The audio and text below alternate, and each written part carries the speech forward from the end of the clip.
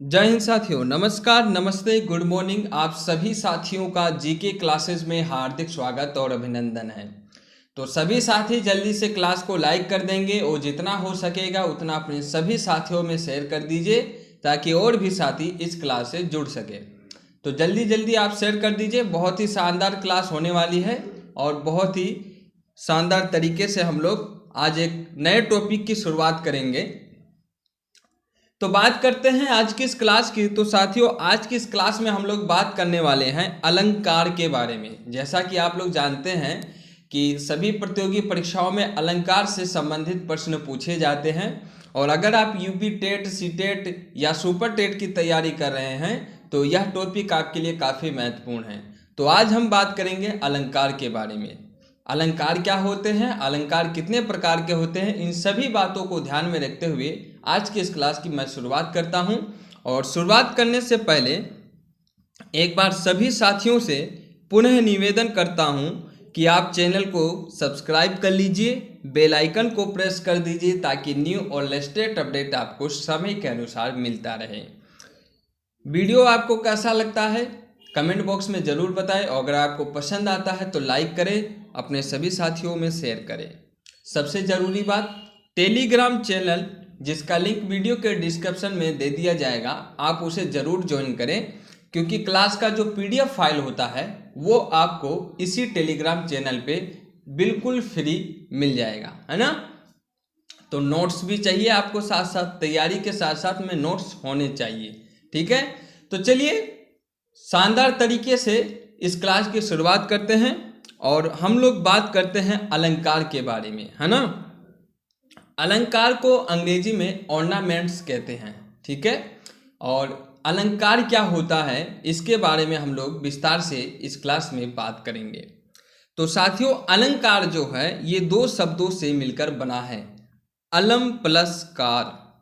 अलम plus car, है ना, ये दो शब्दों से मिलकर बना है अलम प्लस कार। अलम का अर्थ होता है साथियों सजावट। अलम का अर्थ होता है सजावट और कार का अर्थ होता है धारण करना। अलम का अर्थ होता है सजावट और इसका अर्थ होता है, कार का अर्थ होता है धारण, है ना, सजावट धारण करना, है ना। अलंकार जो शब्द है इसको सौंदर्य अथवा अलंकरण का पर्याय माना जाता है। कहने का तात्पर्य यह है कि जिसके द्वारा किसी व्यक्ति, वस्तु अथवा पदार्थ को अलंकृत किया जाता है उसे हम लोग अलंकार कहते हैं, है ना। अलंकार को आप सरल तरीके से समझें तो जिस प्रकार से कोई भी अभिनेत्री लाली लिपस्टिक लगाती है, अपना श्रृंगार करती है, ठीक उसी प्रकार से जो आपका अलंकार होता है वो आपके काव्य सौंदर्य के लिए होता है। किसके लिए होता है? काव्य सौंदर्य के लिए होता है ना। साहित्य शास्त्र में अलंकार का प्रयोग आपके काव्य सौंदर्य के लिए होता है। जिस प्रकार मनुष्य अपनी सुंदरता बढ़ाने के लिए आभूषणों का प्रयोग करते हैं, मेकअप का जिस प्रकार से महिलाएं प्रयोग करती हैं, लाली लगाती हैं, है ना, काजल लगाती हैं, पाउडर लगाती हैं, क्रीम लगाती हैं, ठीक उसी प्रकार से साहित्य शास्त्र जैसा हिंदी है आपका, इसमें काव्य में आपका काव्य सौंदर्य करने के लिए अलंकार का प्रयोग किया जाता है। अगर मैं सरल भाषा में कहूँ तो जिस प्रकार महिलाएं अपनी सुंदरता बढ़ाने के लिए मेकअप का प्रयोग करती हैं, ठीक उसी प्रकार से कवि जो होते हैं वो काव्य या हिंदी साहित्य का सुंदरता बढ़ाने के लिए अलंकार का प्रयोग करते हैं, है ना। सरल तरीके से आप ऐसे समझ सकते हैं। तो उसी प्रकार काव्य की सुंदरता बढ़ाने के लिए अलंकार का उपयोग किया जाता है।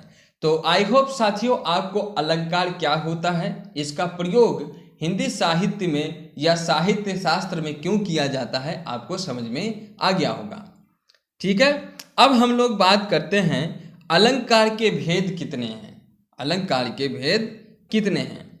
तो सबसे पहले मैं आपको बता दूं कि अलंकार को सर्वप्रथम आचार्य वामन ने वर्गीकृत किया था। तो सर्वप्रथम जो आचार्य वामन थे उन्होंने अलंकार को वर्गीकृत किया और उन्होंने इसके दो भेद बताए थे। उन्होंने इसके दो भेद बताए थे, शब्दालंकार और अर्थालंकार। लेकिन आधुनिक युग में विद्वानों ने इसे 3 भागों में वर्गीकृत किया है और तीसरा भाग बनाया इसका उभया अलंकार, है ना। तीसरा भाग बनाया उभया, उभय नहीं होगा यहाँ पे, उभया होगा, है ना। तो उभया अलंकार, है ना।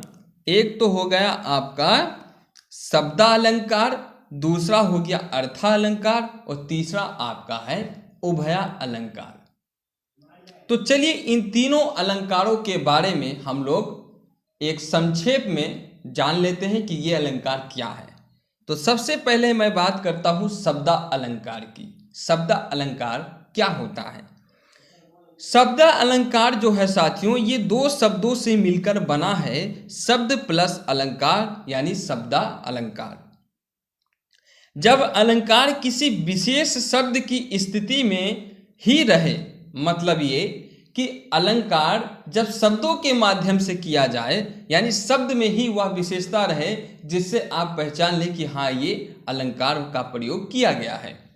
तो जब अलंकार किसी विशेष शब्द की स्थिति में ही रहे और उस शब्द की जगह पर और कोई समानार्थी शब्द रख देने से उस शब्द का अस्तित्व ना रहे, उसे हम लोग शब्दा अलंकार कहते हैं। जब किसी वाक्य में या जब किसी छंद में आप शब्दों को देखेंगे तो शब्द क्या होगा कि एक ऐसी विशेष स्थिति होगी शब्द की कि अगर उस जगह पे हम लोग कोई समानार्थी शब्द रख दें तो पहले वाले शब्द का अस्तित्व नहीं रहेगा। इस प्रकार की जो अलंकार होती है उसे हम लोग शब्दा अलंकार कहते हैं। इस अलंकार में वर्ण अयो शब्दों की लयात्मकता होती है ना।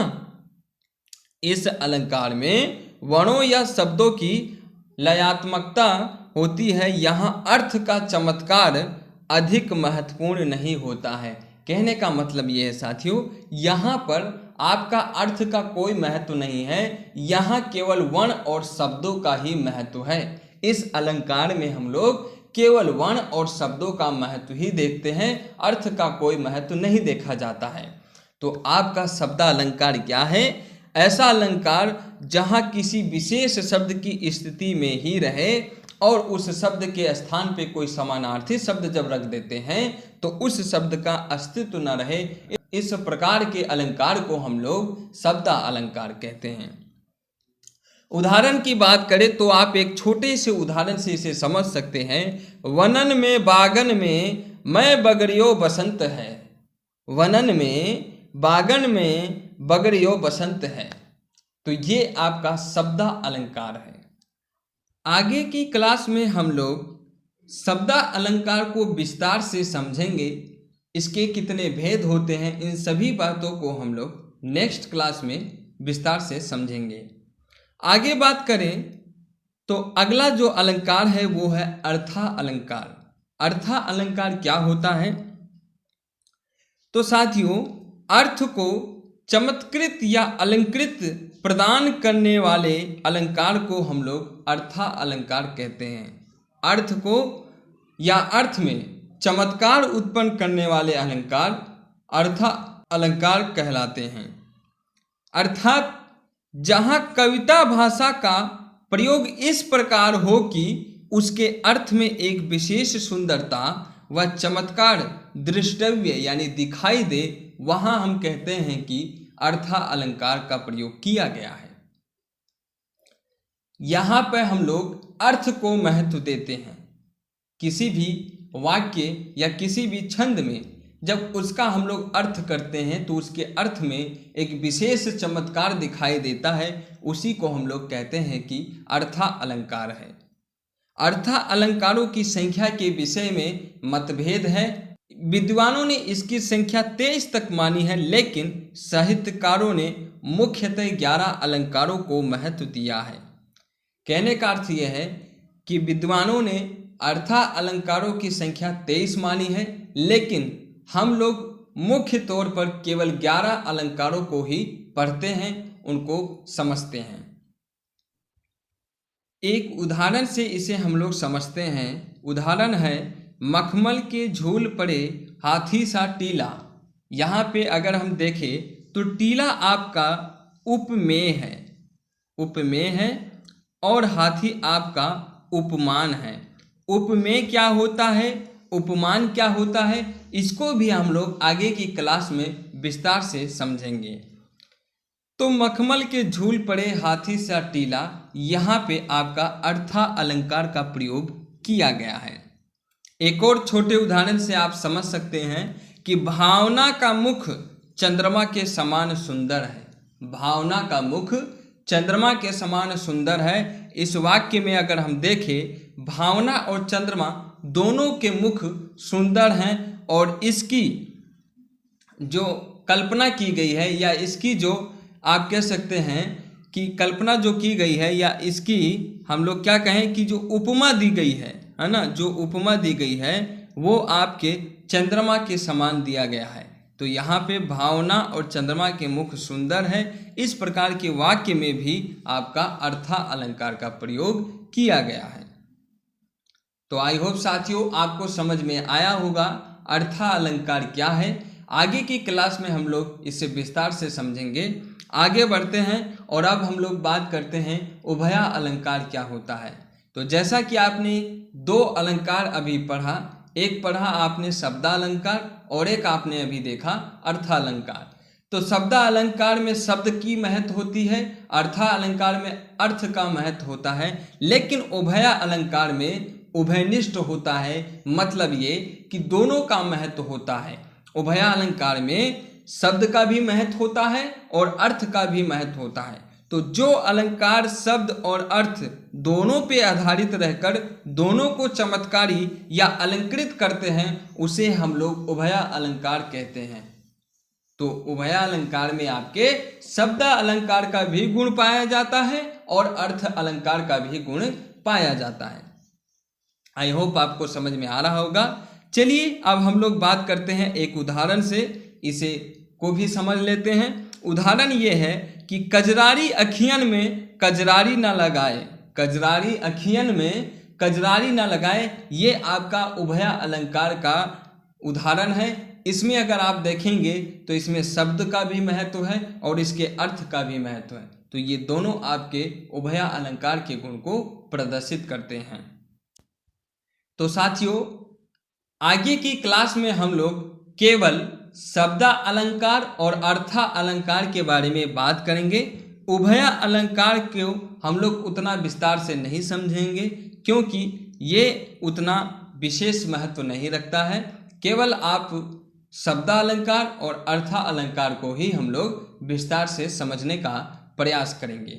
ठीक है, अगर आप लोगों को शब्दा अलंकार और अर्था अलंकार समझ में आ गया तो उभया अलंकार आपको समझ में आ जाएगा, क्योंकि ये उन्हीं दोनों अलंकारों पे आधारित है।